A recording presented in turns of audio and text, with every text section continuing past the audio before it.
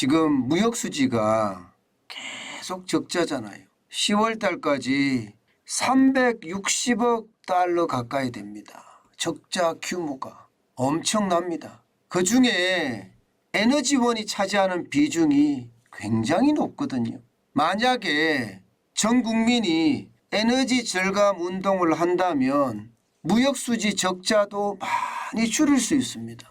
적어도 말입니다. 10%면 절감을 한다고 하더라도 무역 적자가 반토막으로 줄어들 수 있다고도 해요. 그러면 그 어느 때보다 에너지 절감 운동 빨리 펼쳐야 되죠.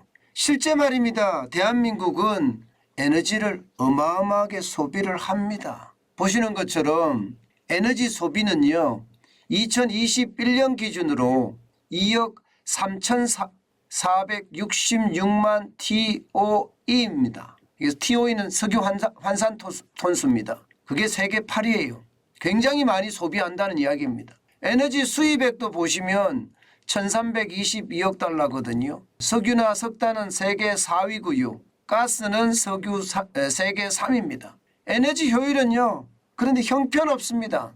보시는 것처럼 OECD 국가 중에 35위입니다. 똑같은 에너지를 갖고 효율을 내는 게 그만큼 떨어진다는 거예요. TOE당 100만 원이 돼야 되는데 이게 0.16이니까 그야말로 최악이죠.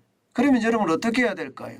아마 정부가 해야 될 일은 지금 당장 시급하게 에너지 절약 캠페인을 해야 되고요. 또 하나는 에너지 효율을 높일 수 있는 그런 산업을 일으켜야 합니다. 앞으로 에너지 값은 계속 올라갈 거예요. 그러면 정부가 정책적으로 밀어야 되는데 도대체 저는 정부가 뭘 하고 있는지 모르겠어요. 오죽했으면 언론이 먼저 나섰습니다. 언론이. 에너지 절감해야 된다 하고 언론이 먼저 나섰어요. 에너지 허리띠를 졸라 매자 이렇게 말입니다. 이런 거는 여러분 정부가 더 먼저 해서 국민들의 공감대를 얻어내야 되는데 절박함이 그만큼 없는 거예요. 이대로 가면 한국 경제가 위기에 봉착할 수 있다는 그런 절박감 없는 겁니다. 그러다 보니까 국민적 운동으로 성화도 안 될 뿐만 아니라 오히려 정책 혼선만 가져오는 그런 결과가 초래되는 것 같습니다. 참 안타깝습니다. 제가 여러분과 함께 저라도 먼저 에너지 절감 10% 국민운동 하겠다 그 말씀을 드렸는데 지금 그게 얼마나 중요한지 아마 모두들 알고 계실 겁니다. 오죽했으면요. 저 같은 필부가 에너지 절감하자 이렇게 이야기하고요. 이제는 언론에서 이제 에너지 절감하자는 이야기가 나올까요?